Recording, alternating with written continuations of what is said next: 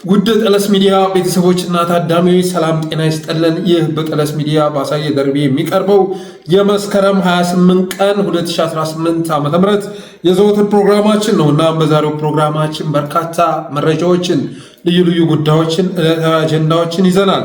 ስለዚህ የጠለስ ሚዲያ ሜምበርና ሰብስክራይበር በመሆን ብሎም ዝግጅታችንን ላይክ፣ ሼር ያደረጋችሁ ለሌሎች በማጋራት እስከ ፕሮግራማችን ፍጻሜ ድረስ አብራችሁ ትቆዩ ዘንድ በአክብሮት ጋብዘን በቀጥታ ወደ ዕለቱ ፕሮግራም እናልፋለን። የጠለስ ሚዲያ ሜምበር፣ ሞዴሬተር፣ ሰብስክራይበር የሆናችሁ ወገኖችን እያመሰገን ሌሎቻችሁም ዝግጅታችንን ማየት ከመጀመራችሁ በፊት ሰብስክራይብ አድርጉ እንላለን።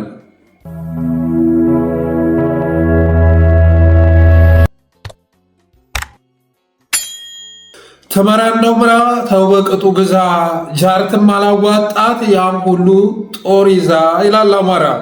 ተመራ እንደው ምራ ተው በቅጡ ግዛ ጃርትም አላዋጣት ያን ሁሉ ጦር ይዛ እያለ አማራው አብይ አህመድን ሲመክር ነበር። ተው በቅጡ ምራ፣ ተው ጥጋብህን በልክ አድርገው እያለ ሲመክር ነበረ። ጥያቄውን ሰላማዊ በሆነ መንገድ ሲያቀርብ ነበር። ያንን ጥያቄውን ግን አገዛዙ ሊቀበለው አልቻለም። ስለ ህገ መንግስት ሲጠይቅ ለአንድ ህዝብ ብለን ህገ መንግስት አናሻሽልም ሲባል ነበር። እየተገደልኩ ነው እየተጨፈጨፍኩ ነው ብሎ ሲጠይቅ አሜሪካም እኮ ግድያ አለ፣ አሜሪካም ሞት አለ እያለ ወፈፌው ጠቅላይ ሚኒስተር ሲመልስልን ነበር። ከዛ በኋላ እንግዲህ አማራ ሳይወድ በግዱ ነፍጡን አንስቶ ብረቱን አንስቶ ወደ ትግል ሊገባ ችሏል። አማራ በዚህ 6-7 ዓመት ውስጥ በጣም ከፍተኛ የሆነ ጉዳት ቢያስተናግድም፣ ከፍተኛ የሆነ ቁሳዊና ሰብአዊ ውድመት ቢያስተናግድም፣ በዛው ልክ ደግሞ በጦር ሜዳው ላይ እጅግ የተራቀቁ ልጆችን ማፍራት ችሏል። ብዙ ጊዜ የጦር ቴክኖሎጂዎች የሚፈጠሩት ጦረኞች የሚፈጠሩት ጦር ሜዳ ላይ ነው እና ባለፉት 6 ዓመታት እንግዲህ አንዳንዶቹ አማራ ወደ ትግል ከገባ ወደ ጦርነት ከገባ 2 ዓመት ነው በማለት ሲናገሩ ይሰማል። እውነቱ ግን 6 ዓመት ነው። ከህወሓትም ጋር የተደረገው ጦርነት አማራ ምድር ላይ ነው የተካሄደው። በዋናነት ተሳትፎም አማራው መሆኑ ይታወቃል እና ላለፉት 6 ዓመታት በጦርነት ውስጥ በመቆየቱ የተነሳ ድሮን ሲመጣ ማነፍነፍ የሚችሉ ፋኖች ተፈጥሯል። እያጋነንኩ አይደለም የምነግራችሁ፣ እውነቱን ነው የምነግራችሁ። ድሮን ሲመጣ በስድስተኛ ህዋሳቸው ማነፍነፍ የሚችሉ ድሮን መጣ ማለት የሚችሉ ፋኖች ተፈጥረዋል። ይህን ትናንትና ጽፌ አንዳንዶቹ ቀልድ መስሏቸው ሲያሾፉ ነበር፣ ግን እውነት ነው። ድሮን ሲተኮስ ወደኋላ ድሮ ሳያዩ በቀጥታ መተኮሱን ተረድተው የሚጠብቋቸውን አርበኞች ገፍትረው ጥለው የሚያተርፉ ጠባቂዎች ተፈጥረዋል። ይሄ በተለያዩ ቦታዎች ላይ እየታየ ነው። አብይ አህመድ አርበኞቻችንን ሊገል ሲሞክር ጠባቂዎቻቸው ያንን ልምድ በማካበታቸው የተነሳ አርበኞቹን ገፍትረው እየወደቁ ስንት ጊዜ እናመለጡ ልነግራችሁ የምችለው አይደለም እና ከዛም ባለፈ ደግሞ በ6 ዓመት ውስጥ ከየትኛውም ቴክኖሎጂ በላይ ጠቃሚ ልምድ ያዳበሩ የደፈጣ ተዋጊዎች ተፈጥረዋል። ባለፉት 6 ዓመታት ውስጥ በየትኛውም ቴክኖሎጂ ልታዋጠፋቸው የማትችላቸው ፈለገ ከባድ መሳሪያ ይዘህ ብትሄድ፣ መካናይዝድ ይዘህ ብትሄድ ልታሸንፋቸው የማትችላቸው ልምድ ያላቸው የደፈጣ ተዋጊዎች ተፈጥረዋል እና አማራ ምድር ላይ ጥበበኛ ትውልድ ተፈጥሯል። ጥበበኛ ከስያሜው ጀምሮ የቋራውን ቴዎድሮስ ለጎጃም የሚሰጥ እና ጎጃም ያለውን ፋኖ ቴዎድሮስስ በማለት የሚጠራ፣ የላስታውን አሳምነውን ለሸዋ የሚሰጥ፣ የጎጃሙን በላይን ለጎንደር የሚሰጥ፣ የአንኮበሩ ምኒልክ ለወሎ የሚሰጥ እና በእነዚህ ጀግኖች ስም እዝ የሚሰይም ጠቢበኛ አማራዊ ትውልድ ተፈጥሯል። በነገራችን ላይ ይህንን የእዝ ስያሜ ያወጣውን ሰው ማወደስ ማመስገን እፈልጋለሁ። የቋራውን ቴዎድሮስ ለጎጃም የሰጠ፣ የላስታውን አሳምንን ለሸዋ ፋኖ የሰጠ፣ የጎጃሙ በላይን ለጎንደር፣ የሸዋውን ወይም የአንኮበሩን ምኒልክ ለወሎ እዝ የሰጠ እና ይህን ሀሳብ ያመጣ ሰው በእውነቱ ሊመሰገን የሚገባው ነው። ይህንም ብዬ ወደ ግንባር መረጃዎች ስሸጋገር እንግዲህ ቴዎድሮስ በአዲስ መንፈስ መንቀሳቀስ ጀምሯል። አርበኛ ዘመነ ካሴ በትናንትናው ዕለት ምድር አንቀጥቅጥ ዘመቻ ይኖረናል በማለት ተናግሮ ነበር ከትናንት ወዲያ። ያም ዘመቻ ተጀምሯል ተብሎ ባይታሰብም ይሁንና ግን ቴዎድሮሶች አንዳንድ ከተማዎች እየገቡ ይገኛሉ። በትናንትናው ዕለት ለምሳሌ ደብረ ማርቆስ ከተማን ተቆጣጥረዋት ነበር። ሌሊት ገብተው ነበር። ማድረግ የሚፈልጉትን ኦፕሬሽን ሆኖ አከናውነው ወጥተዋል። ደብረ ማርቆስን በተለያዩ ጊዜያት ሲጎበኟት ነበር። ዳር ላይ ያሉ ክፍለ ከተሞችን እየተቆጣጠሩ ነበር። ትናንት ግን ሙሉ ከተማው ውስጥ ዘልቀው ገብተው ነበር። በዛም ኦፕሬሽን መፈጸም የሚፈልጉትን ያቀዱትን ተግባር አሳክተው መውጣታቸውን የደረሰ መረጃ ያመለክታል። ደንበጫም እንደዚሁ ዛሬ ጧት ገቢ ሆናለች።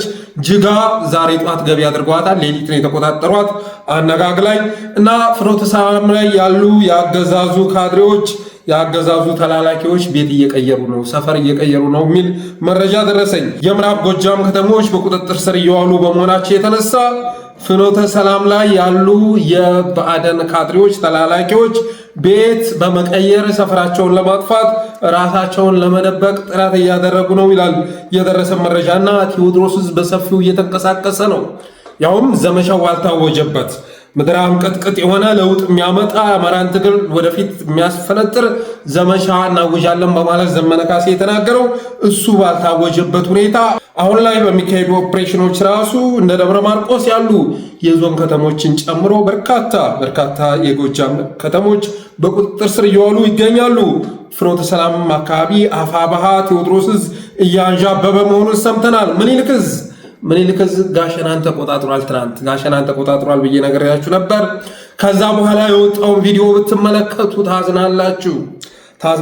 አብይ አህመድ የሚባል መሪ ኦህዴድ የሚባል ስርዓት ወደ ስልጣን በመምጣቱ ታዝናላችሁ። ያን ሀገር ህዝቦች ነን፣ ያን ሀገር ዜጎች ነን እየተጠፋፋን ያለው እኔ አዝኛለሁ። እውነት ለመናገር ጋሸና ኮንክሪት ምሽግ ውስጥ የቀረውን የኦህዴድ ወታደር ስመለከት እዛ ጋ አስከሬናቸውን ስመለከት አዝኛለሁ፣ በጣም አዝኛለሁ። ምክንያቱም ያን ሀገር ዜጎች ነን። እርኩስ የሆነ አጠፋፊ የሆነ ስርዓት ስለመጣ እንጂ በጋራ ሁነን ጠላት መቅጠም የሚገባን ህዝቦች ነበር። እርስ በርስ ስንታኮስ 6-7 ዓመት ማሳለፍ አይገባንም ነበር። ይሄ እርኩስ አገዛዝ ወደ ስልጣን በመምጣቱ የተነሳ እጣ ፈንታችን መገዳደል ሆነ። የማንነት ፖለቲካው አልበቃ ብሎ በማንነት ፖለቲካ ላይ የሃይማኖት ፖለቲካ በመጨመር አሁንም ሊያባላን ጥረት እያደረገ ነው እና ጋሸና ላይ የተፈጸመውን ነገር ያዩ የብልጽግና ካድሬዎች በእርግጠኝነት ወፈፌ መሪያቸውን ብርሃኑ ጁላን አበባው ታደሰን ምን እያደረጋችሁ ነው ብለው መጠየቅ ባይችሉ እንኳን ውስጣቸውን መጠየቃቸው አይቀርም። ምንድነው እየተደረገ ያለው? ምንድነው የሆነ ያለው የሚል ጥያቄ መነሳቱ አይቀርም። ፌስቡክ ላይ ዩቲዩብ ላይ የሚጋራ አይደለም። በጣም ግራፊክ የሆነ ኮንቴንት በመሆኑ የተነሳ የሚጋራ አይደለም። ዘግናኝ ነው። ለሰው ልጅ አይንም ራሱ የሚመጥን አይደለም። ጋሸና ኮንክሪት ምሽግ ውስጥ የወደቀውን የአብይ አህመድ ታጣቂ ስትመለከቱ በእርግጠኝነት ጥያቄ ታነሳላችሁ። የብልጽግና ካድሬዎች ትዊተር ላይ ቴሌግራም ላይ ተለጥፏል፣ እዩት። ቴሌግራም ላይ እንደዚሁ ተለጥፏል፣ ብታው ጥሩ ነው እና ምኒልክ ትናንት ጋሸናን ተቆጣጥሯል። ያችን ስትራቴጂክ የሆነች ከተማ ወደ ተለያዩ አቅጣጫዎች የምታስገባ ከተማ ትናንትና ተቆጣጥሯል። ዛሬ ብልጽግና ልሳን የሆኑ የመንግስት ኮሚኒኬሽን ሚዲያዎች ጋሸና ሰላም ናት እያሉ ነው።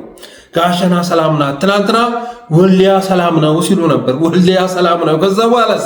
ከዛ በኋላ ፋኖ ወልዲያ መግባቱን አመኑ። ፕሎም ጽምዶን የቀጠቀጠን የሚል ፕሮፓጋንዳ ተጀመረ። እንደዛ አይነት ዱላማ ፋኖ ብቻውን ሊሰነዝረብን አይችልም። በዛ ልክ ሊቀጠቀጠን አይችልም።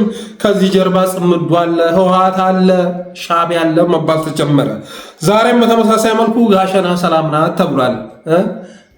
ሰላም ናትን ምን አመጣት የሚል ጥያቄዎች ግን ከብልጽግናዎች በኩል እየተነሳ ነው። ሰላም ናት ከተባለ የሰላም እጦት አለ ማለት ነው። ጭር ያለች ከተማ ለጥፈው በፎቶ የምታዩት ጭር ያለ ነው፣ ምንም ነገር የለም። ጋሸና ማለት ተሽከርካሪ የሚርመሰመስባት ወደ ተለያየ አቅጣጫ ወደ ላሊበላ፣ ወደ ወሎ፣ ወደ ደሴ ማለት ነው፣ ወደ ወልዲያ፣ ወደ ባህር ዳር እና ወደ ተለያዩ አቅጣጫዎች የሚወስድ መስመሮች ያሉባት ከተማ ናት። በመሆኑም ተሽከርካሪዎች የሚርመሰመሱባት ከተማ ብትሆንም ጭር ያለች ከተማ ለጥፈው ሰላም ናት እያሉ ነው። በተረፈ እንግዲህ ዳንኤል ክብረት እንደ አሞሌ ጨው ቀልጧል፣ እንደ በረዶ ሟምቷል፣ እንደ ውሃ ተኗል እያለ ሲያንቋሽሸው ዝቅ ሲያደርገ የነበረው ፋኖ ጋሸናን በመቆጣጠሩ የተነሳ አብይ አህመድ የተነጠቀውን የጋሸና ስትራቴጂክ ቦታ ለማስመለስ ዛሬ ከባህር ዳር ወደ ጎንደር በምታዩት መልኩ ወታደር ሲያጓጉዝ ነበረ። በጎንደር አድርጎ ወደ ጋሸና ለመገስገስ ማለት ነው። ያምኑ ይሳካለታል ተብሎ አይታሰብም። እስካሁን ድረስም የገባው ቁጥሩ በርካታ ነበር። ያም ገብቶ ቀልጧል። ስለዚህ ዳንኤል ክብረት እስከ ዛሬ ላደረገው በፕሮፓጋንዳው ረገድ ላደረገው ሚና ዛሬ ላመሰግነው ወደድኩ። የአማራ ፋኖ እንደ አሞሌ ጨው ሟምቷል፣ እንደ በረዶ ቀልጧል፣ እንደ ጋዝ ተኗል፣ እንደ ውሃ ተኗል እያለ ዝቅ ዝቅ በማድረግ አብይ አህመድን ስላስተኛለን የበጎ ሰው ሽልማት ይገባዋል ብዬ ጽፌ በርካቶች ላይክ ሲያደርጉ ነበር፣ ሲቀባበሉት ነበር። ይሄን ያልኩት ለፕሮፓጋንዳ አይደለም። ዳንኤል ክብረት አገዛዙን በማስተኛት ረገድ ያደረገው አስተዋጽኦ ቀላል አይደለም። ትናንትና ብታስታውሱት ኢህአዴግ ከስልጣኑ እስኪነሳ ድረስ እነ ፋና፣ እነ ዋልታ፣ እነ ኢቲቪ ጀግና ነህ፣ ብርቱ ነህ፣ ጎበዝ ነህ እያሉ ያወድሱት ነበር። አንድም ቀን ድክመቱን ሳያሳዩት መጨረሻ ላይ ሲወርቅ ግን ሁሉም ዘመቱበት። በተመሳሳይ መልኩ እነ ዳንኤል ክብረት እየሰሩት ያለው ይሄንን ነው። ፋኖን ዝቅ አድርጎ እንዲታይ በማድረግ ፋኖን በጣም በማንቀለል በማንቋሸሽ ግዙፉን ጦር ላደረጉት አስተዋጽኦ በእርግጥም ሽልማት ይገባቸዋል ማለት እወዳለሁ። በተረፈ አገዛዙ ወደ ጋሸና ዛሬ በርካታ የሆነ ኃይል እያስገባ ቢሆንም ለውጥ ያመጣል ተብሎ አይታሰብም። ምክንያቱም እስካሁን ድረስ የሚያስገባው ጦር ቁጥሩ ቀላል አልነበረምና።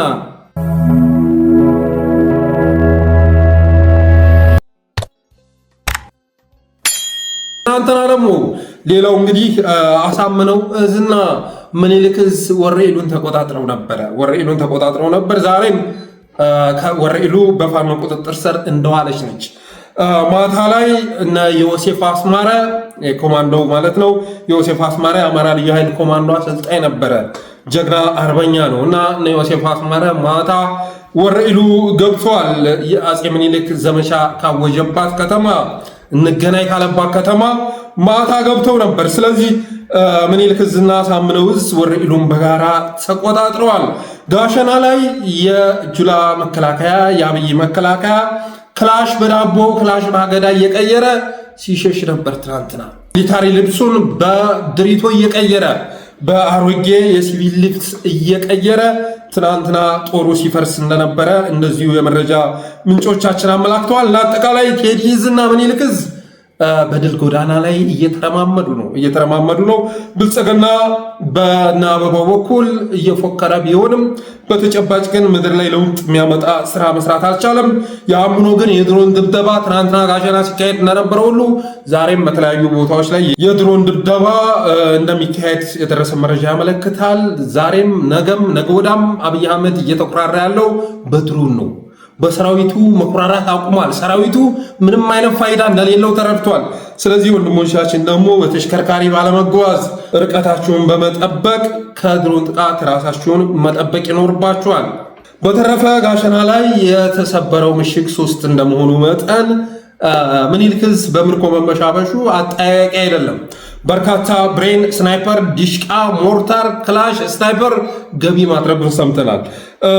ከዛ ውጭ ደግሞ በተለቀቀው ቪዲዮ ላይ ያን ያህል ሰራዊት ከረገፈ ምን ያህል ደግሞ አሰልፎ ሲያጓጉዝ እንደነበረ መገመት አይከብድም። ግን አንን አምጥተን ልንለጥፈው አንችልም። ማታ ተልኮልኝ እኔ ፈገግ ብዬ ነው የተኛሁት። ማታ ቪዲዮ ተልኮልኝ ነበር። ከጋሸና አሰልፈው ሲነዱ ጆለ ላይ አድርገው ሲነዱ የሚያሳይ ቪዲዮ ተልኮልኝ ፈገግ ብዬ ነው የተኛሁት። ስለዚህ ሰሜን ወሎ ላይ እየተካሄደ ባለው ውጊያ ምኒልክ እዝ በድል እየተንበሻበሸ ነው፣ በምርኮ እየተንበሻበሸ ነው። እቺ ጋሸና መስሎ እዛች ጋር ጥንቃቄ ያስፈልጋል። በዛ ጋር ሽብር ያደርሳል። እኔ እኮ የሚያናድደኝ ቀድሜ እንዲህ ያደርጋሉ ብዬ ተናግረ ያንኑ ማረጋት እንደዛው እየተናገሩ እየለፈለፍ ስጋት የተናገሩ በዛ በኩል መጣው መከላከያን አስተካክሉ ተነጠሽ አለቃ ምናምን ይለኛል።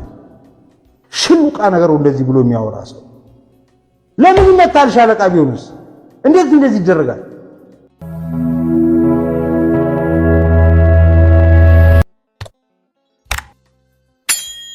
ሁለተኛው ርዕሳችን የብልጽግና ፕሮፓጋንዳ ይመለከታል። የብልጽግና ልሳን የሆኑ ግለሰቦች እያነበነቡት ያለው ፕሮፓጋንዳን ይመለከታል። ዛሬ በርካታ ርዕስ ነው የያዝነው። እስኪ ኤርሚያስ ለገሰ ምን እንደሚል ሰምተን እንመለስ። አጭር ቪዲዮ ነው። አንድ ትላንትና ከቨርጂኒያ ወዳጆቻችን አሉና እንደውሎ እያወራኝ ነበረ። 5 ነው 6 ሆነው ቆመው ሬስቶራንት ውስጥ አንዱ የቀድሞ የስራ ባልደረባችን የአንዲ ልጆች ከምላቸው አንዱ መጣ። እሱ አያውቅም ማን ምን አይነት እንደሆኑ አቋማቸው ምን እንደሆነ ምናምን አንዳንዶቹን አያውቅም እና በጣም እየተበሳጨ ነው የሚያወራው አለኝ። በቃ አሁንስ እንደው የምንናገረውና አሳጡን እንዲህ ዛሬ ተነስተን ስንል የሆነ ነገር ይመረቃል፣ የሆነ ነገር ስል የሆነ ልማት ይሰራል፣ የሆነ ነገር ስል የምንናገረው ሁሉ ጠፋብን። በቃ ምንም ስንነሳ የሆነ ነገር ይሆናል፣ የሆነ ነገር ይሆናል። እንደው የምንቃወመው ነገር አጣን ያለ ሲለን ነበር አለ እና ደውሎ ነው የሚነግረኝ።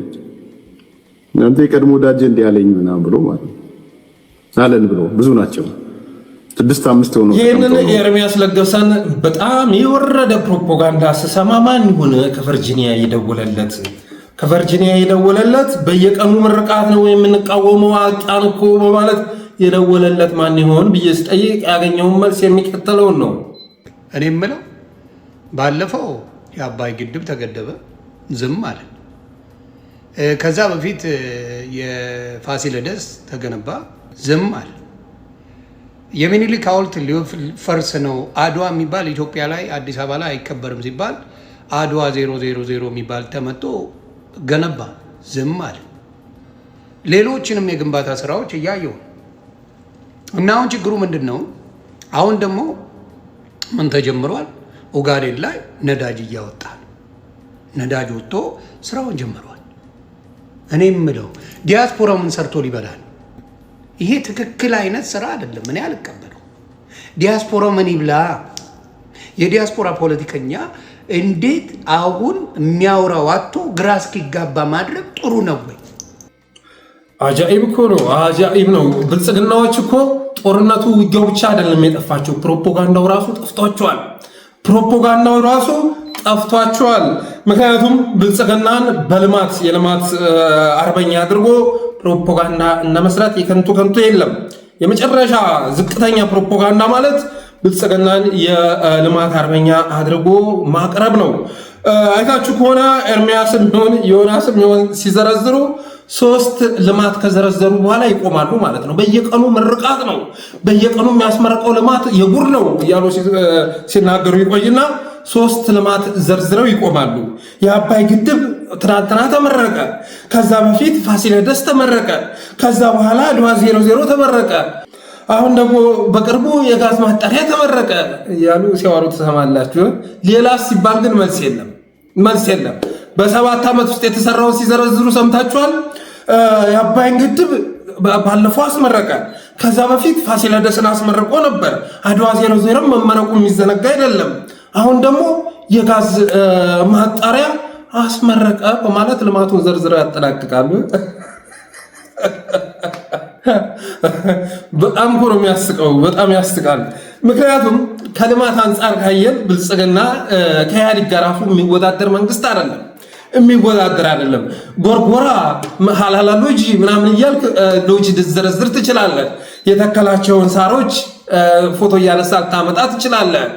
የአንጠለጠለውን ድም ላይ ልታመጣ ትችላለህ። የእሳትና ውሃ ወደ ሰማይ የሚረጨውን ፋውንቴን ልታመጣ ትችላለህ። በተረፈ አባይ ግድብ የአብይ አህመድ ግድብ የአባይ ግድብ ሳይሆን አዲስ አበባ ላይ ያሉ ፋውንቴኖች ናቸው። ወደ ላይ ውሃ የሚረጩት ፋውንቴኖች ናቸው። አባይን ግድብ አለማስመረቅ አይችልም ነበር። አብይ አህመድ አለማጠናቀቅ አይችልም ነበር። የገቢ ምንጭ ነው። ቢያንስ $1 ቢሊዮን በአመት ያመጣል ተብሎ የሚታሰብ ግድብ ነው። ስለዚህ ለድሮም መግዣው ለምኑ ስለሚያገለግለው 65% የተጠናቀቀውን ግድብ እሱም መቋጨት ግዴታው ነበር። ከዛ ውጭ ግን የፌዴራል ፕሮጀክት የሚባሉት ግዙፍ የሚባሉት እኮ አስባችሁታል? ፋሲለደስን ገሃ መቀባት፣ ኖራ መለቅለቅ ከቁም ነገር ሲቆጠር ማለት ነው። የፌዴራል ግዙፍ ፕሮጀክት ተብሎ ሲወራ አድዋ 00 ነው እንግዲህ የሚጠቀሰው። የአድዋ ሙዚየም ራሳቸው እንዲሸት አድርገው የሰሩት ማለት ነው። እና የምኒልክን ሐውልት ለማጋረድ ተብሎ የምኒልክ ሐውልትማ ይኸው እኮ አልፈረሰም ትላለህ እንዴ? ፈርሷል እኮ። በዘንባባ እንዳይታይ አድርገው እንዳይከረከም እንኳን ዘንባባው በዘንባባ ሸፍነውታል፣ እንዳይታይ አድርገውታል፣ ጋርደውታል። እና ኤርሚያስ የሚዘረዝሩት ይሄንን ነው። ኤርሚያስ ማን ነው ከቨርጂኒያ የደወለለት ብዬ ስጠይቅ የደወለው ዮኒ ማኛ ነው። ዮኒ ማኛ አንድ ጊዜ ኦርቶዶክስ፣ አንድ ጊዜ ፕሮቴስታንት፣ አንድ ጊዜ ሙስሊም፣ አንድ ጊዜ ካቶሊክ፣ አንድ ጊዜ አይሁድ እየሆነ ገንዘብ የሚሰበስበው ጨላ የሚለቃቅመው በሰለጠነ ባደገ ሀገር ውስጥ ስራ የሚሰራበት ሀገር ውስጥ ተቀምጦ እንደ አካል ጉዳተኛ በልመና የሚተዳደረው ዮኒ ማኛ ሲያስተጋባው የነበረውን ፕሮፓጋንዳ አምጥቶ ነው ሲነዛ የነበረው። ኢህአዴግ ምን ሲሰራ እንደነበረ ረሳችሁት እንዴ? ኮንዶሚኒየም አብይ አህመድ ወደ ስልጣን ከመጣ ጊዜ አንስቶ የሰራቸው ፕሮጀክቶች አንድ ላይ ቢደመሩ በኢህአዴግ ጊዜ የተሰራን አንድ የኮንዶሚኒየም ሳይት አያክሉም። ቦሌ አራብሳን አያክሉም። ቱሉ ዲምቱን አያክሉም። የካባዶን አያክሉም። እና በኢህአዴግ ጊዜ ኮንዶሚኒየም አስበዋል። ባቡር አስበዋል። ባቡር ግዙፍ፣ አንደኛው የኢትዮ ጅቡቲ ባቡር መስመር፣ ሁለተኛ አዲስ አበባው ቀላል የባቡር መስመር፣ የፍጥነት መንገድ ግዙፍ ፕሮጀክት ነው። የስኳር ፋብሪካው ለጉር ነበረ። ስራ ዕድል ፈጠራ እንደ ጉድ ተስፋፍቶ ነበር። ስራ ዕድል ፈጠራ በጥቃቅን በርካታ በጀት ተበጅቶ ሲሰራ የነበረ ነው። ውሃ ዝርጋታ፣ የውሃ መስመር ዝርጋታ በቀበሌ በወረዳ ብዙ ሲሰራ ነበር። አሁን ላይ እኮ በብልጽግና ዘመን የውሃ መስመር ዘርጉልኝ የሚል ነገር አይታሰብም። ቤተሰቦቻችን በቀበሌ በገጠር ያሉ ቤተሰቦቻችን አሁን ወንዝ ሄደው መቅዳት ጀምረዋል። ወደኋላ ተመልሰዋል። ቧንቧዎቻቸውን የሚጠግንላቸው አጥተው እንደገና ወደ ኩሬ ተመልሰዋል። ጤና ጣቢያ ስንት ነበር ሲሰራ የነበረው? ሆስፒታል ስንት ነበር ሲሰራ የነበረው? ጤና ኤክስቴንሽን በእያንዳንዱ ቀበሌ ጤና ኤክስቴንሽን መገንባት ተችሎ ነበር። ስንት ዩኒቨርሲቲ ተገነባ? አብይ አህመድ ከመጣ ጊዜ አንስቶ የተገነባ ዩኒቨርሲቲ የቱ ነው?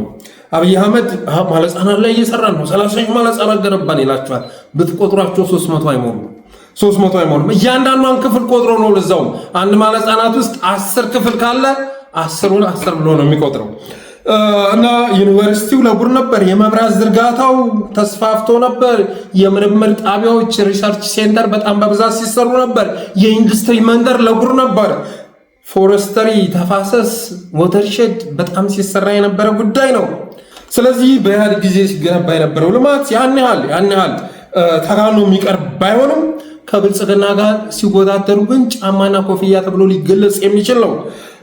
እውነቱ ይሄ ቢሆንም እነ ኤርሚያስ ግን አብይ አህመድ የልማታዊ መሪ ሆኖ በየቀኑ ልማት እያስመረቀ በየቀኑ የልማት ስራዎችን እያከናወነ ዲያስፖራው የሚያወራው እንዳጣ የፖለቲካ ወረቱን እንደተቀማ ሲናገሩ ከመስማት በላይ የሚዘገንን ነገር ያለ አይመስለኝም።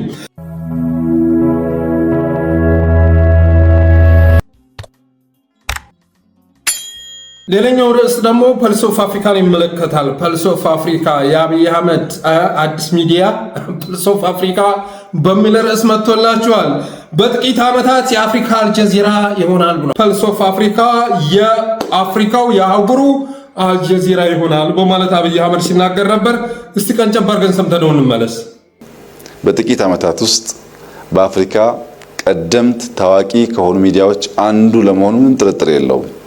ሁላችሁም እንደምታውቁት ተስፋ አድርጋለሁ እንደምታምኑት ኢትዮጵያ እያንሰራራች ነው፣ ተነስታለች። የዚህ 5-6 ማክሲመም 10 ዓመት የኢትዮጵያ ታሪክ ድሮ ከምናውቀው ታሪክ ጋር በፍጹም አይመሳሰልም። እያደገች ያለችው ህንድ ከራሷ አልፋ የዓለምን ናሬሽን ለመገንባት እየሰራች እንዳለችው ሀብት ያላት ካታር አልጀዚራ እንደገነባችው ሁሉ እኛም ኢኮኖሚያችን እያደገ ሲሄድ በአፍሪካ ናሬሽን ውስጥ ጉልህ ስፍራ መጫወት ኃላፊነታችን መሆኑ አይቀሬ ጉዳይ ነው።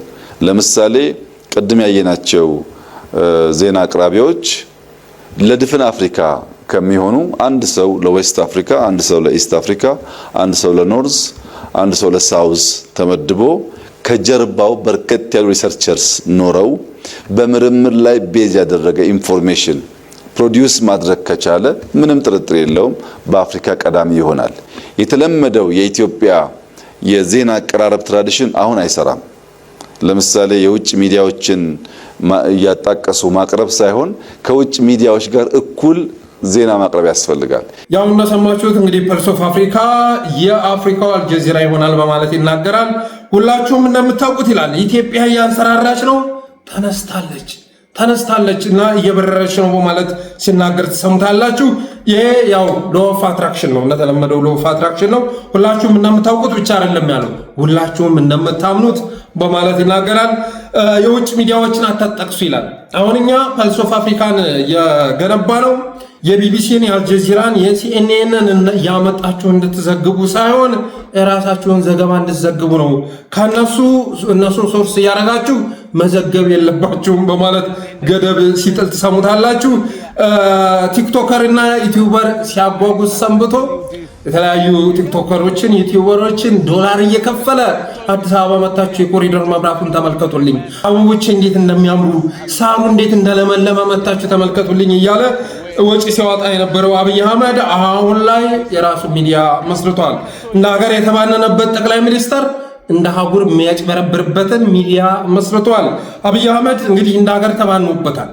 በፋና ብትሉት፣ በኢቲቪ ብትሉት፣ በዋልታ ብትሉት፣ በኢዜአ ብትሉት የፈለገ አብይ አህመድ መጥቶ ቢቀባጥር እንኳን አይደለም ንግግሩን አዳምጦ ሐሳቡን የሚቀበለው ይቅርና አሁን ንግግሩን ማየት ትቷል። የኢትዮጵያ ሕዝብ ንግግሩን ማየት ትቷል። ባለፈው አሚኮ እነ ተመስገን ጥሩነህ በሚናገሩበት ሰዓት ላይ ባህር ዳር ማለት ነው የአማራ ክልል ፖሊስ ኮሚሽን ህንፃ በሚመረቅበት ሰዓት ላይ ላይቭ ዝግጅቱ ሲተላለፍ 3 ሰዎች ነበር እየተመለከትን ያለ ነው። አንዱ እኔ ነኝ፣ 2 ሌላ ሰዎች ነበሩ። በተመሳሳይ መልኩ አብይ አህመድም አሁን ላይ የሚናገራቸውን ንግግሮች የሚያደርጋቸውን ንግግሮች ፋና ላይ ዋልታ ላይ ሲወጡ የተመልካቹ ቁጥር እንደምታውቁት ነው የመጨረሻ ወርዷል ማለት ይቻላል። ለዚህ ምክንያቱ ደግሞ አብይ አህመድ ከወሬ የዘለለ ፍሬ የሌለው መሪ በመሆኑ የተነሳ ነው። የኢትዮጵያ ህዝብ የእሱን ንግግር መስማት የእሱን ድምፅ መስማት ያቅለሸለሸው አንገፈገፈው በመሆኑ የተነሳ ነው። በመሆኑም የፖለቲካ ጋዜጠኞችን እና ተንታኞችን እስር ቤት አስገብቶ ከሀገር አባሮ የኳስ ተንታኞችን የፌስቲቫል ጋዜጠኞችን በቁጥጥር ስር መዋል የጀመረው አብይ አህመድ በኢትዮጵያ ደረጃ ሚዲያዎችን ያከሰመው እና ስፖንሰር ከማፈላለግ ባለፈ ምንም አይነት መረጃ ለህብረተሰቡ የማያደርሱ ሚዲያዎች እንዲፈጠሩ ያደረገው አብይ አህመድ የአፍሪካን የመረጃ ችግር እፈታለሁ ብሎ ፐልስ ኦፍ አፍሪካን እውን አድርጓል። ዓላማው ግን እንደ ሀገር ያጣውን ተቀባይነት እንደ ሀገር ለማግኘት መፍገምገም ነው። እንደ ሀገር ያጣውን አድማጭ በሀገር ደረጃ ባገኘ በሚል ተስፋ ነው። እንደ ሀገር አሁን አብይ አህመድን የሚመለከት የለም። ፋና ላይ ከሚወጣ ከሱ ንግግር ይልቅ እኛ በየቀኑ የምናቀርበው ትንታኔ ተመልካች አለው። ስለዚህ እንደ ሀገር ተመልካች ስላጣ፣ እንደ ሀገር አድማጭ ስላጣ እንደ ሀገር ለማምታታት ፐልስ ኦፍ አፍሪካ የሚል ሚዲያ ይዞ መጥቷል። በተረፈ ትናንትና አብይ አህመድ ካልጠፋ ቀን ትናንት ይህ ሚዲያ ለመመረቅ የመጣው ሪቨርስ ሳይኮሎጂ መጫወት ስለፈለገ ነው። ብዙ ጊዜ አብይ አህመድ በጣም ሲፈራ የሆነ መድረክ ያዘጋጅና ዘና ብሎ ይታያል። በጣም ሲፈራ የሆነ በኢትዮጵያ ደረጃ አገዛዙ ላይ ጉዳት የሚያደርስ የሆነ ትዕይንት አስተናግዶ ከባድ ጉዳት ሲሰማው ዘና ብሎ ደህንነት የተሰማው በሚመስል መልኩ ሚዲያ ላይ መጥቶ ሲቀባጥር ታውታላችሁ። በጣም ከባድ ክስተት ሲያስተናግድ ምንም እንዳልተፈጠረ ሲያስመስል ታያላችሁ። ለምሳሌ ሰሞኑን ወሎ ላይ ያስተናገዱት ዱላ ለተመድ ደብዳቤ እስከ መጻፍ አድርሷቸዋል። ሰሞኑን ሰሜን ወሎ ላይ ያስተናገዱት ዱላ፣ ትናንትናም ጋሸና ላይ ያስተናገዱት ዱላ ቀላል አይደለም። የሰሜን ወሎ የወልዲያው ለተባበሩት መንግስታት ድርጅት ለአንቶኒዮ ጉተሬዝ ደብዳቤ እስከ መጻፍ አድርሷቸዋል። ጌዲዮን ጢሞቴዎስ የጻፈውን ደብዳቤ ብዙዎቻችሁ ያነበባችሁት ይመስለኛል።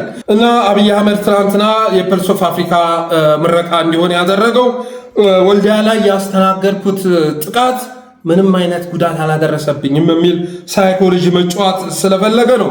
በተመሳሳይ መልኩ አበባውንም ወደ ሚዲያ አምጥቶት ነበር። ሁለት ነገር መጠንቀቅ አለብን። የዲጂታሉን ጦርነት፣ በአይምሯችን የሚመጣው ጦርነት፣ በስድብ የሚመጣው ጦርነት በቅጡ እናውቀዋለን። በመንደር የሚመጣውን ጦርነት በቅጡ እናውቀዋለን። ማን እንደሚልከውም እናውቀዋለን። ለዛ በቂ ዝግጅት አለን። እሱ ግን በፍጹም ከኢትዮጵያ ከፍታ ሊያቆመው አይችልም። ከዚህ በኋላ ኢትዮጵያን መመለስ ትውኔት ያለቀ ነገር ነው። ኢትዮጵያ ከጀመረችው ጉዞ ማስቆም አይቻልም ቱሌት እያለ አበባው ሲበሸከት ነበረ። አዎ ኢትዮጵያ ወደ ኋላ እየተጓዘች ነው። ከኋላዮሽ ጉዞዋ የሚያስቆማት የለም።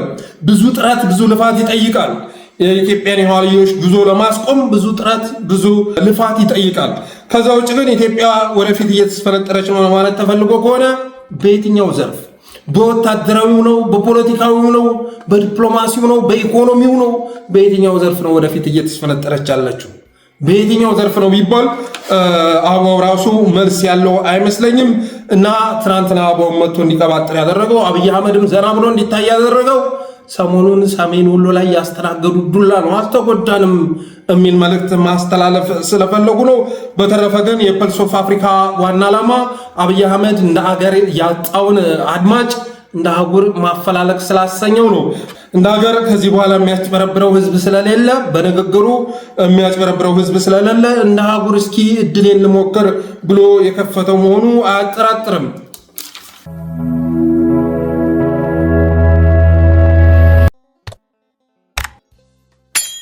ቀጣዩ ርዕስ ደግሞ ብልጽግና ለሀገራዊ ምክክር ኮሚሽኑ ያስገባቸውን አጀንዳዎች ይመለከታል። ትናንት መሰረት ሚዲያ ወሳኝ መረጃ አስተላልፏል።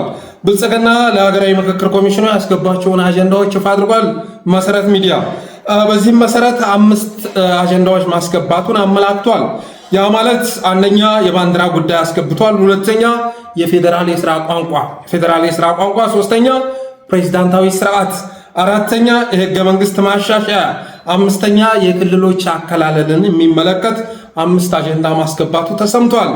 ባለፈው የስዊድን መድረኩ ላይ ቅልጥ ያለ ቅሌት ያስተናገደው የምክክር ኮሚሽን መሀል ጣቱን ሁሉ ሲያሳይ የነበረው ካሜራ ፊት፣ ያ በነገራችን ላይ መሀል ጣቱን ሲያሳይ የታየው ያልተመከረ ግለሰብ የሀገራዊ ምክክር ኮሚሽኑ አስተባባሪ ነው። በአውሮፓ አስተባባሪ የሀገራዊ ምክክር ኮሚሽኑ አስተባባሪ ተብሎ የተመረጠው ሰውዬ ነው መሀል ጣቱን ሲያሳየን የነበረው። ያልተመከረው ግለሰብ የምክክር ኮሚሽኑ ዋና ሰው ነው እና ትናንትና ስዊድን በተካሄደው መድረክ ላይ ከባድ የሆነ ቅሌት ያስተናገደው ሀገራዊ ምክክር ኮሚሽን 5 አጀንዳዎች ከብልጽግና መቀበሉ ተሰምቷል። ባንዲራ፣ የፌዴራል የስራ ቋንቋ ኦሮምኛን ለማካተት ማለት ነው። ሌላ ፕሬዝዳንታዊ ስርዓት፣ አብይን ከጠቅላይ ሚኒስትርነት ወደ ፕሬዝዳንትነት ማዘዋወር፣ ህገ መንግስት ማሻሻያ። ህገ መንግስት ማሻሻያ ያስፈለገው ለምንድን ነው? የአብይን ስልጣን ከጠቅላይ ሚኒስትርነት ወደ ፕሬዝዳንትነት ለማዘዋወር ማለት ነው። ሌላ የክልሎች አከላለል። እነዚህ ናቸው እንግዲህ አስገባቸው አጀንዳዎች። እኒህ አጀንዳዎች ነገ የሚጸድቁ ናቸው። አብይ አህመድ የፈለጋቸው ይጸድቃሉ፣ ያልፈለጋቸው ደግሞ እሱ ውድቅ ያደርጋቸዋል። ኢቭን እነዚህ እንኳ ቢጸድቁ ከጸደቁ በኋላ አብይ ካልፈለገ ልክ ባለፈው ጅጅጋ የጋዝ ማጣሪያ የሚያስመረቅበት ሰዓት ላይ ከዚህ በኋላ የነዳጅ መኪናውን ሀገር ውስጥ መግባት አይችልም የሚል አዋጅ ሲያስተላልፍ እንደሰማ ነው። እዛው ላይ አርቅቆ እዛው ላይ ሲጸድቅ እንዳየነው ሁሉ ነገ አብይ አህመድ ኤኒታይም ሊሽረው ይችላል። ኤኒታይም ማለት ነው። እና በኢትዮጵያ ደረጃ ተግባራዊ እየተደረገ ያለው ህገ መንግስት ላይ የተጻፈው በህግ የሰፈረው አይደለም፣ አብይ የተናገረው ነው። ወፈፌው መሪ የተናገረው ነው ተግባራዊ የሚሆነው። የሆነ ሆኖ ግን ትናንት መሰረት ሚዲያ ባወጣው መረጃ መሰረት እነዚህ 5 አጀንዳዎች ለሀገራዊ ምክክር ኮሚሽኑ መግባታቸው ተሰምቷል። ነገ የሚጸድቁት እነዚህ መሆናቸው የሚያጠራጥር አይደለም። በተረፈ ግን ሀገራዊ ምክክር ኮሚሽኑ እነ ፕሮፌሰር መስፍን አርአያ እስካሁን ያበላሹት ይበቃቸዋል። እስካሁን ድረስ ኢትዮጵያ ብቸኛ የመደኛ ተስፋዋን ሲያመክኑ ቆይተዋል። ፕሮፌሰር መስፍን አርአያ የሚባል በእድሜዎቹ የመጨረሻ ደረጃ ላይ የሚገኝ ሰው የኢትዮጵያን ብቸኛ ተስፋ ለማምከን ጥረት እያደረገ ይገኛል። ከሂደቱ ከጅማሮው ጀምሮ ተቀባይነት የሌለው ሀገራዊ ምክክር ኮሚሽን ኢቭን ነጮቹን እንኳ ማጭበርበር አልተቻለም እኮ። ምዕራባውያን ራሱ ሀገራዊ ምክክር ኮሚሽኑ የብልጽግናን አጀንዳ ማራገቢያ መሆኑን ተረድቷል።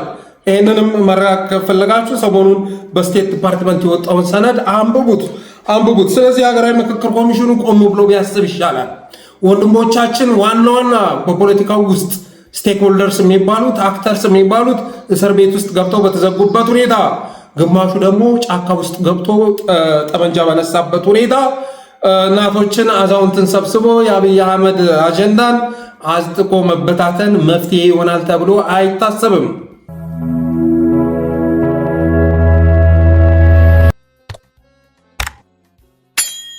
ሌላኛው ርዕስ ነገረ አፋሕድን ይመለከታል። ስለ አፋብኃ ድል አውርቶ የአፋሕድን አካሄድ በስሱ ሳይቃኙ መውጣት ልክ አይደለም። የአፋሕድ ደጋፊዎችም ድርጅታችሁን መጠየቅ አለባችሁ። ምን እየሰራ ነው ብላችሁ መጠይቁ እስኪ።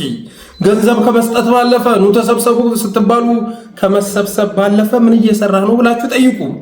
አፋብኃ የሀገር ሚራክል ሲሰራ ምኒልክስ ቴዎድሮስስ በየአቅጣጫው በርካታ ድል ሲያስመዘግቡ መከታው ያን ሁሉ ጦር ይዞ የተኛው ስለምንድን ነው? መከታው ያን ሁሉ ጦር ይዞ ሞላሌ ላይ እሳት የሚሞቀው ምን ሆኖ ነው ብላችሁ ጠይቁ እስኪ። መቼ ነው ብልጽግናን የምትታገለው? አፋብኃ ጋር ትግል ከማድረግ ወጥተህ ብልጽግና ላይ የመው መቼ ነው? ካልተኮስክ ደግሞ ወጣቶቻችንን ለምን ታንገላታቸዋለህ? ለምን ድርድሩን አጠናቀህ የጀመርከውን ድርድር ቋጭተህ አትገባም ብላችሁ ለምን አትጠይቁትም? አሁን አፋሕድ ትግል ውስጥ ነው ብላችሁ ታምናላችሁ እንዴ? አፋሕድ እኮ ትግል ውስጥ ሊሆን ቀርቶ አፋሕድ የሚንቀሳቀስባቸው ቀጠናዎች ውስጥ ያሉት በላይ ዘለቀ እዝ፣ አሳምነው እዝ መታገል ያልቻሉት ለምን ይመስላችኋል? መታገል ያልቻሉት የአፋሕድ ትግል አፋብኃን እንዳይታገል መታገል በመሆኑ የተነሳ ነው። የአፋሕድ ትግል እዛው አካባቢያቸው ያለው አፋብኃ እንዳይታገል መታገል፣ እሱም መጥመድ፣ እሱም ማባተል በመሆኑ የተነሳ ነው። ስለዚህ አሁን ላይ አፋሕድ እየሰራ ያለው ነገር ምንድነው? ሸዋ ላይ ስትመጡ አፋብኃን እንዳይታገል ማድረግ፣ እሱም መታገል፣ እሱን 24 ሰዓት መጥመድ ነው። ጎንደር ላይ ባለፉ በክረምት በላይ ዘለቀ እዝ ብዙ ጀብዱ ፈጽሞ ነበር። በጣም ብዙ ጀብዱ ፈጽሟል። ይሁንና ግን አሁን ላይ ቆሟል። ለምን ቆመ ካላችሁ አፋሕድ ስለጠመደው ነው የቆመው። አፋሕድ ከተከዜ ዘብ ጋር በመተባበር ከብአዴን ሚኒሻም ጋር በመተባበር ጠምደው ስለያዙት ነው። ስለዚህ የአፋሕድ ደጋፊዎች ድርጅታችሁን እንድትጠይቁ ይገባል። ምን እየሰራ ነው? መቼ ነው ዘመቻ የምታቀደው ብላችሁ ጠይቁት እስቲ። አርበኛ እያላችሁ የምትጠሩት ታላቁ እያላችሁ የምትጠሩትን ታናሽ ፍጥረት መቼ ነው ዘመቻ አውጀህ በዚህ ቦታ ላይ በዚህ ግንባር ላይ እንዲህ አይነት ድል ተመዘገበ ብለህ ስትናገር የምንሰማው ብላችሁ ጠይቁት። ሁሌ ስለ አንተ ስልጣን፣ ስለ አፋሕድ ቀጣይነት ከማውራት በዘለለ ስለ ድል የምታወራው መቼ ነው? ስለ ትግል የምታወራው መቼ ነው ብላችሁ ጠይቁት። የምር ያናድዳል እኮ በጣም ነው የሚያናድደው። አሁን አመናችሁም አላመናችሁም አፋሕድ የሚባል ድርጅት ከአብን ከኦህዴድ ከብልጽግና ከብአዴን ጎን ተሰልፏል። በአብንና በአፋሕድ መካከል ልዩነት የለም። ሚዲያ ላይ የሚያወጡትን መግለጫ ተመልከቱት። ትናንትና በለጠ ሞላ ያወጣውን ከዛ በፊት እና እስክንድር ሲያወጡት የነበረ ነው። ወሎ ላይ ኮሎኔል ፈንታውና ማስረሻን እንዳሉ አትቁጠራቸው። እነሱ በቀጣይ የብአዴን ፕሮፓጋንዳ ክንፍ ነው። በፕሮፓጋንዳው ከማገዝ ባለፈ በጦር ሜዳው ላይ የሚያደርጉት እገዛ ይኖራል ተብሎ አይታሰቡም። ከአፋብኃም ጎን ቢሰለፉ ከብልጽግናም ጎን ቢሰለፉ ትርጉም የለውም። ምክንያቱም ያላቸው ሰራዊት መቶ አይሞላም ያላቸው ሰራዊት። በተረፈ ግን ሸዋ ላይ ግዙፍ ጦር መኖሩ የሚካድ አይደለም። መከታው ወደ ትክክለኛ መስመር ቢገባ ትልቅ ለውጥ ማምጣት የሚችል ኃይል አለው። ጎንደር ላይ ብትሄዱ ደረጃ በላይ ትልቅ ኃይል አለው።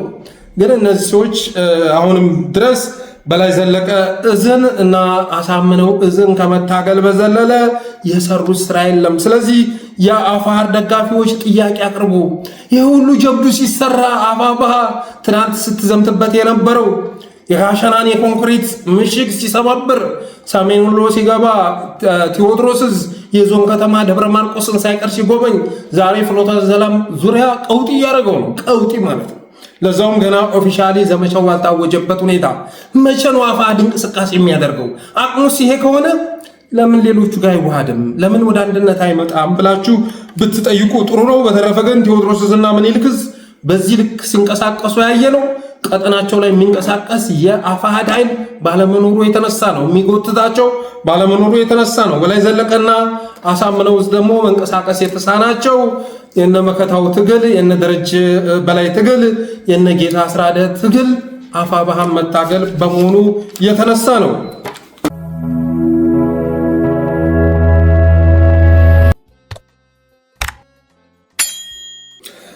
ሌላኛው ወሎ ላይ ያለውን የኦህዴድ ፕሮጀክት ይመለከታል።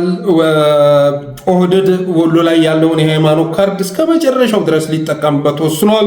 አሁንም ቢሆን አድማጭ አጡ እንጂ አጠናክረው ቀጥለዋል። ይገርማችኋል። አጀንዳውን እንዴት እንደለጠጡት ስትመለከቱ ወሎ ላይ ምን ያህል ሰው ነው የተገደለው ብላችሁ መጠየቃችሁ አይቀርም። አንድ የመስጂድ ዘበኛ የነበረ ሰውዬ 3 ፋኖችን ገሎ የተገደለ አይመስላችሁም? ኢማም እያሉ የሚጠሩት የመስጊዱ ዘበኛ እኮ በቦምብ 3 ፋኖ የገደለ ነው። 3 ፋኖ ማለት አንድ ክፍለ ጦር የብልጽግና ወታደር 3 ፋኖ የሚገልበት አቅም የለውም። እና ፋኖዎቻችን በተዘናጉበት ሰዓት ቀለበቱን ነቅሎ ላያቸው ላይ ጥሎ ከዛ በኋላ እርምጃ የተወሰደበት ነው። እንደዚህ ፕሮፓጋንዳውን እያነበጉት ያለው እንደዚህ አይነት ክፋት የፈጸመን ሰው ነው። በተረፈ ግን በተመሳሳይ መልኩ ለምሳሌ ባለፈው እንዳልኳቸው አርሲ ላይ ከመካነ ሰላም ክስተት በኋላ 3000 ተረሽኗል በብልጽግና። እነዛን ግን ኢሹ አያረጓቸውም። እነ ሙጂብ አሚኑ እና አህመድን ጀበል ኢሹ አያረጓቸውም። ደግነቱ የወሎ ሙስሊም ባልኖባቸዋል። አሁን የስልጤን ፖለቲካል ኤሊት የያም ፖለቲካል ኤሊት በመታገል ረገድ የወሎ ሙስሊሞች ጠንክረው መጥተዋል። ለመሐመድ ሐሰን ከፍተኛ ተጋድሎ እያደረጉ ነው። ይሁንና ግን ወሎ ላይ ኦህዴድ ፕሮጀክት አለው፣ ግዙፍ ፕሮግራም አለው። ያ ፕሮግራም ደግሞ ወሎን ከአማራ በመነጠል ኦሮሚያ ውስጥ ማካለል የሚል ነው። ያለ ማካለል ደግሞ አማራ ጋር እንዳይኗኗር ማድረግ ያስፈልጋል።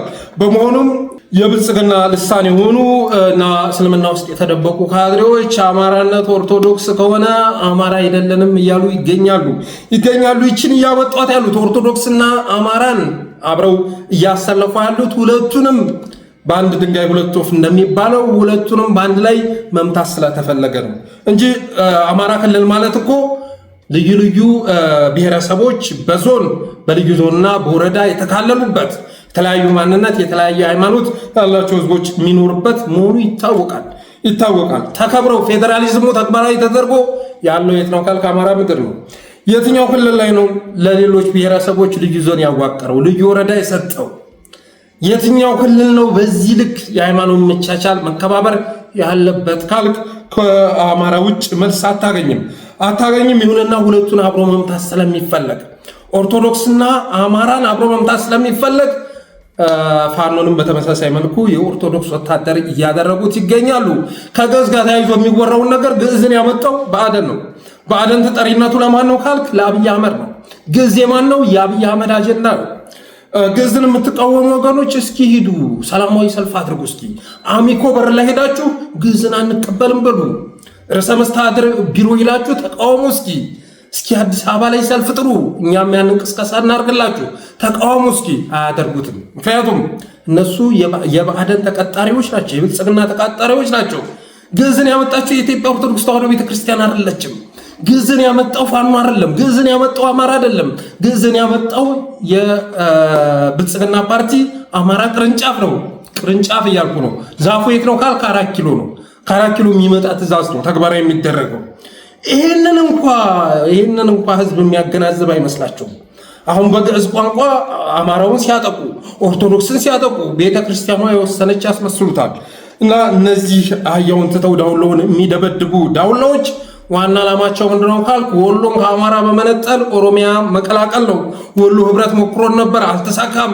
የወሎ ዲሞክራሲያዊ ፓርቲ የሚል አምጥተውት ነበር፣ አባል ሊያገኝ አልቻለም። እንኳን ዓላማውን ሊሸጥ ቀርቶ በራዴፓ አማካኝነት የወሎን ለመነጠል ጥረት ሲያደርጉ ነበር። ራዴፓን የተጠየፍኩት የራያን ኬዝ ወደ ጎን ያደረግኩት ራዴፓ የሚያራግበው አጀንዳ ምን ያህል በሽታ ይዞ የመጣ መሆኑ ስለተረዳን ነው። እና የትኛውም የአማራ ማንነት ይመለስ ስንል ወደ ክልል ይምጣ ስንል ወደ እኛ ጋር ይምጣ ስንል አብሮ ጸጋ ይዞ የሚመጣ ካልሆነ በስተቀር አደጋ አዝሎ የሚመጣ ምን ያደርግልናል? እዛ ጋር የተብካካ ፖለቲካውን ይዞ እንደገና አማራን ወሎን ለመነጣጠል የሚጥር ከሆነ እዛው ይታሽ በማለት ነው። ስለዚህ በእነዚህ ሁሉ ተሞክሮ ያልተሳካውን አሁን በእስልምና ለማሳካት ጥረት እያደረጉ ይገኛሉ። ይህንን ጉዳይ የተከታተሉ መመከት ያስፈልጋል። በተለይ የአማራ ተወላጅ የሆናችሁ ሙስሊሞች አይታችኋል አይደል? እንኳን ኦሮሚያ ክልል ውስጥ ተጠቃለህ ይቅርና በኢትዮጵያ ውስጥ ፌደራል ላይ ነው ያለሁት በአዲስ አበባ ውስጥ ላይ ስትል ኦሮሚያ ከተካለልክ በኋላ ምን እንዳጋጠመ አይተሃል። ከአዲስ አበባ ተቀንሰው ወደ ሸገር የተካለሉት ከተሞች ውስጥ የሚኖሩ አማራዎች ምን እንዳጋጠማቸው የምትረሳው አይመስለኝም። ለገጣፎ ሄድና አረጋግጥ። በአዲስ አበባ ዙሪያ ያሉ ከተሞች ውስጥ የሚኖሩ አማራዎች ወደ ኦሮሚያ ከተካለሉ በኋላ ያጋጠማቸው ዕጣ ቤት አልባነት ነው። በተመሳሳይ መልኩ አሁንም ወሎን ከአማራ ለመነጠል የሚደረገው ጥረት በወሬ ደረጃ መወራቱ በራሱ ሊያበሳጭ ይገባል። ተግባር መቼም ተግባራዊ ሊሆን አይችልም።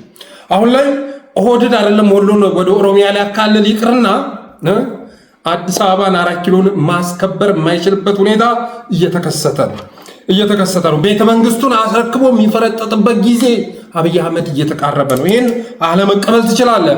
አብይ አህመድ ተቆርጦ ቅድም እንዳልኩ የሪቨርስ ሳይኮሎጂን ይዞ መጥቶ አሁንም ጠንካራ ነኝ ጉልበት አለኝ እያለ የሚያወራ እውነት መስሎ ከሆነ ተሳስተሃል። ጉልበት እንደሌለው ለማወቅ ከፈለክ ጋሸና ላይ ሄድና ተመልከት። ጀግኖቹ ያንን የኮንክሪት ምሽግ እንዴት እንደተባበሩት ትረዳለህ። ጋሸና ላይ የተሸነፈ ሱሉልታ ላይ ሰንደፋ ላይ ያሸንፋል ብለህ ካሰብክ ተሳስተሃል። መንግስቱ ኃይለማርያም ሞክሮት ነበር። መጨረሻ ላይ ሰንዳፋ ላይ አንድ ጥይት ጠሽ ብላ አጠገቡ ስታርፍ ፈርጥጦ ነው ዚምባብዌ የተገኘው። የአብይ ጣም ይሄ ከመሆን አይዘልም። ለጊዜው ግን የሃይማኖትን ካርድ ስለሳቡ በዛ በሳቡት ካርድ እንዲያጠፋፉን ልንፈቅድላቸው አይገባም።